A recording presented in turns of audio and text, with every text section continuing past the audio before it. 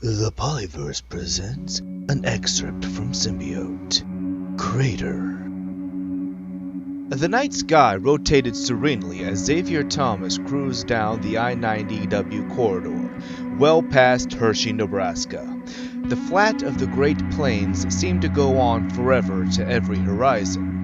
The sun had long since retired, and the temperature, which had been hot and muggy during the day, had now become cold and clammy in the darkness. Though Xavier had always preferred to be in small crowds, so that there were less people to piss him off, this time it was a bit different. As it happened, for the past 6 years he had worked off the books for the CIA Internal Affairs Division, amongst other things. The official title for his position was Contract Adjuster. Basically, all that meant was that he fixed their problems that weren't quite as legit as they should be. These adjustments had to be accomplished by the fewest amount of people, usually one, as quickly and quietly and with as little collateral damage or support as possible. This was a demanding position that required strength, agility, intelligence, and more than a bit of creative problem solving. Xavier was so good and so trusted that he was even called in to go after rogue adjusters, even though he sold his services to quite a few others when work was scarce. This line of work had begun while his sub was moored in Dubai. One of the CIA shadow assets in the area had gone AWOL. Somehow, they knew that he could take care of it and then get away without harassment. How they knew his skill level was beyond him, but he agreed it was something different and interesting at the very least. The op in question was not without hiccups, but they kept him on board anyway. However, a few weeks ago, yet another contract had gone south. This time, it wasn't his fault, it was theirs, though it was impossible to tell them that. The government screw up? Impossible. They would never admit to that. Sometimes, secrets hurt the group keeping them. Assignments that required his level of skills and assortment of skill sets, which was extensive, were few and far between, so it was not that unusual to hear from his handlers for months at a time. But they could at least let him know just how pissed they were, which, if the silence was any indication, was a lot. Though he was a master of disguise, he still preferred his natural look. He was just shy of 6 feet, his dark hair had not been buzzed in a few weeks, and he wore graphic tees and jeans. His other skills include in-depth knowledge of martial arts, firearms, locksmithing, mechanical fabrication, pneumatics, hydraulics, on, etc., etc. What was I supposed to think when they assigned that up? He sighed, once again going over the last assignment in his head. They have to give me all the intel they can. I need to know their true objectives, including the people they wanted safe, or I have to use my standard tactic. Kill first and ask questions never. That's why they hired me and pay me to do these things. No one else can. For a moment, he was silent. The tires rubbed the road and the CD player blaring music was all that filled the air as he tried to calm himself yet again. What I wouldn't give for a ninja death squad or another Born to make disappear. He sighed to himself, reminiscent of past successful missions. I wonder if the Specialized is hiring. His work was so highly prized that if he really wanted to go off reservation, many groups would gladly take him, but he did have some patriotism. He would never do any job that hurt the United States. They all knew that. The ones that didn't weren't around anymore. The road stretched to the horizon on both ends. The flat grassland still filled his entire field of view, save the foothills that just began to creep up from the front. All around, there was little to see, maybe a few telephone poles, some cows, but no other cars. What else would you expect in the middle of the night, in the middle of Nebraska? His car was rather old. There was little reason to upgrade, he was usually on missions. The paint had begun flaking, there was a few dings, but the frame was solid. Inside, the seats were losing their plush, but it was clean. The radio in his dash was long since non-functional. He instead listened to CDs, and this one had just ended. Practiced hands pulled out his CD envelope from the passenger door, pulled out a new disc, ejected the first, and replaced it in the player, all without his eyes leaving the road. Now, as Van Halen blared from the speakers, he inhaled deeply, trying to let his cares slip away. "I wonder what Bev and Byron are doing right now," he sighed. "I really hate this Shalona thing. Then again, last time I helped her escape the Kremlin, that crazy blew herself up and almost took me with her. I want to know how she survived." Suddenly, the sky was ripped apart, a light brighter than the sun wished it could be. In a blink of an eye, the blue-white tear enveloped everything. With his blinking out of control and tears streaming down his face, he struggled to regain his sight. So profuse was the pain and tears, he barely noticed the buffeting as the vehicle threatened to go off-road. With tears streaming down his face, he finally got his sight back, just in time to witness the approach of a shockwave, which finished the job of flipping over the car. As the vehicle rolled end over end and side to side, Xavier cursed loudly in every language he knew. Though he knew he was screaming at the top of his lungs, he could still not quite hear himself over the din. Finally, the car landed on its wheels, well away from the road, and Xavier just stared out the windshield, panting deeply. "That was awesome," he finally decided after taking some time to catch his breath and collect his thoughts. "I have to know what was that." He smiled to himself as he shifted into gear to off-road in the direction of the crater he knew was only a few miles away. Juices flowing with the thrill of the hunt, his foot became lead.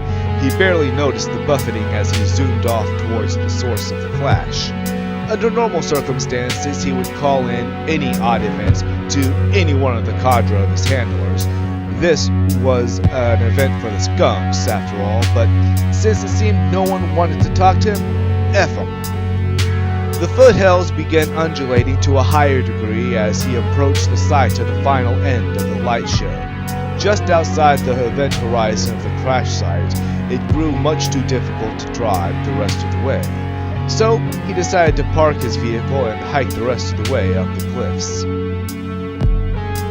The recent events had turned this already difficult foothills into a tumultuous obstacle course that would put Mount Fedoriyama to shame.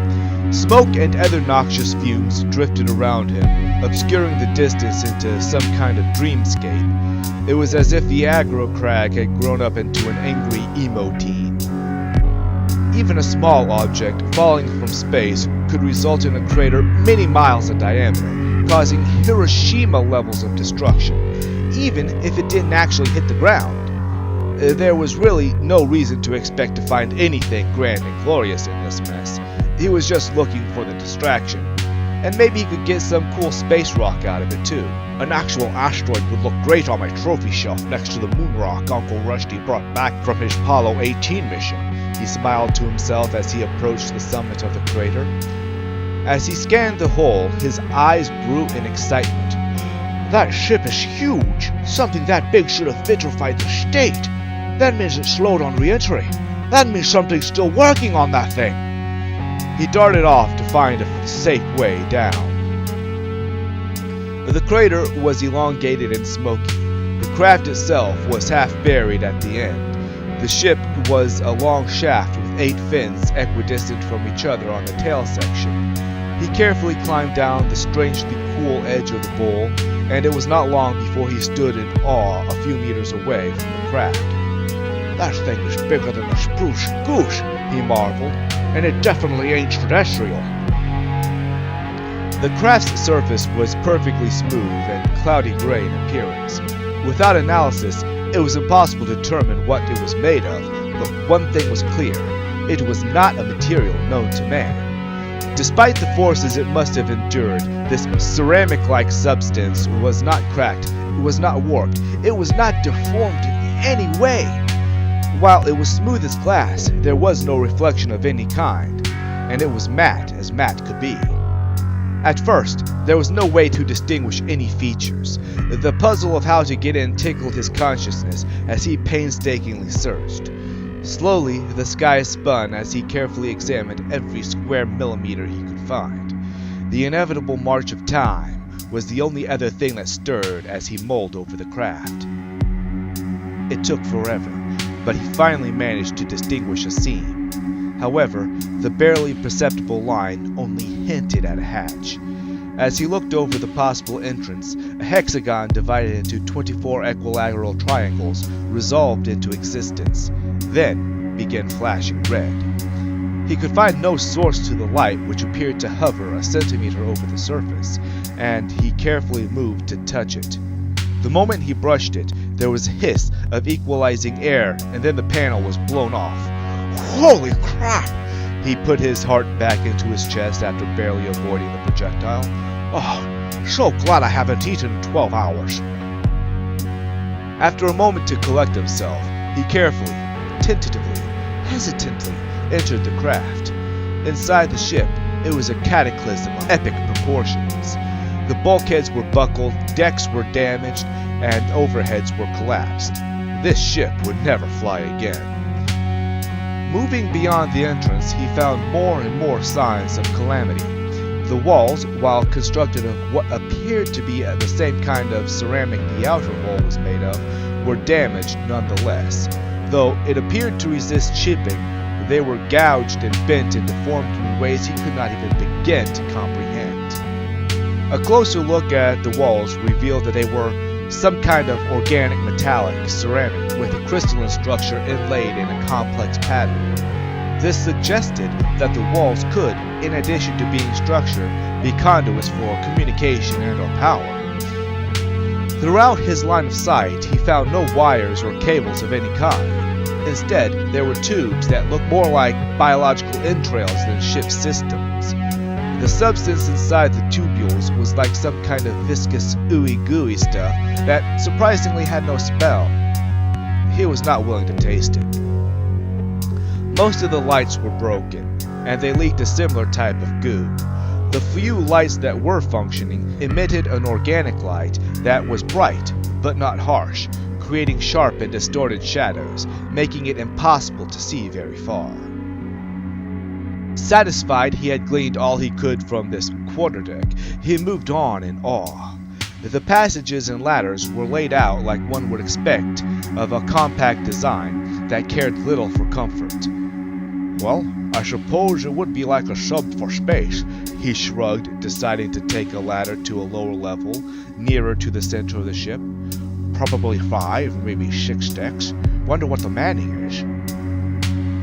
As he continued his examinations of the interior, the halls seemed to go up and down in random ways, like he was alternately climbing hills then going through steep valleys, except the halls were perfectly straight. The artificial gravity must be on the fridge, he groaned as the floor turned into a sheer cliff. He found many chambers within. There was a great deal of equipment he could not even begin to guess at, though there were containers that contained items that just begged to be played with. He had to move on. He had no idea how long he would have the craft to himself. At times, a section of wall would light up with pictographs and warnings, and other unintelligible information. Perhaps the most disturbing thing Xavier noticed was that, despite finding many rooms that appeared to be quarters, there was no sign of a crew. This is like a darker, more awesome wonderland, he smiled to himself, leaving what looked like a storage chamber. It gets curiouser and curiouser. I wonder where the right rabbit is, or maybe here is Black Bunny. The excitement of the find was intoxicating. He had never had the opportunity to see a UFO firsthand. He knew that strange things were out there, but he always had other things to do when an opportunity to see one was at hand. He had no idea which of the visitors would be on board this craft, but he could take care of anything that could do him harm. He was not worried about getting jumped, but he did need to keep on his toes. He carefully went over everything, then finally found one lonely corpse. what should we have here? He asked himself as he happened upon the body. The cadaver was mangled almost beyond recognition, but it was clearly not human, which was as he expected. It bore the appearance of an insect, a mantis even. It was brownish green, it had 4 arms that were long, thin, and multi-jointed, and no clear sign of opposable thumbs. It also had 2 legs and compound eyes. This just wasn't your day, was it, buddy? With nothing else to see, he shook his head and stood up to leave. Shadows danced across the walls, and lights continued to attempt to force the darkness away, as the odd occasional spark leapt at him as he meandered down the passage. The corridors were in shambles, and there was no easy path anywhere. Despite the size of the vessel, Xavier was unable to find any other sign of the crew. Where the bloody hell is everyone else? He asked himself, entering a room at random. There should be some kind of crew, unless this guy was a hitchhiker on a drone, or maybe he's Bugsy solo. Near the middle of the craft, he entered a room that could be best described as a medical ward. All along the sides, beds or exam tables stood ready for patients or experiments. Tools of all kinds that could only be medical or scientific in nature littered the space. Some was damaged, some was not. It was plain to see that the dynamic gravity was at play in this room too. So this is where all the probing takes place, huh? He chuckled as he sorted through the mess. He avoided the areas where he could tell the gravity would be problematic, and carefully looked for something useful. Many of the cabinets and drawers were opened, but some were jammed shut. One, though, appeared to be locked. There has to be something cool in here, he told himself as he carefully worked out how to unlock it. On an exam table behind him, a small clear box contained an ostrich-sized egg. Due to the differential gravity, it was also above him. The ship moaned and creaked as something settled, but he continued his work. Soon, he had success with the latch, and the egg cracked ominously. A clear discharge issued from the egg, followed by a thick slug. The ship lurched again, and the slug fell onto him. Crap! I can't move, he thought. Oh no, something dropped on me. What? It's burrowing into my brain! With the white-hot pain of the slug digging into his skull came strange visions. There were too many to be clear what was going on, but he could make out a few.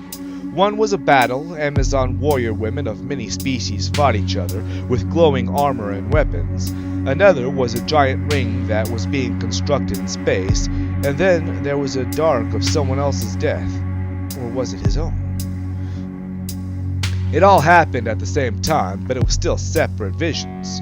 As the pain grew, his vision flashed white, and then he lost consciousness. We hope you enjoyed this presentation of an excerpt from Symbiote. Stay tuned for more great stories from Polyverse.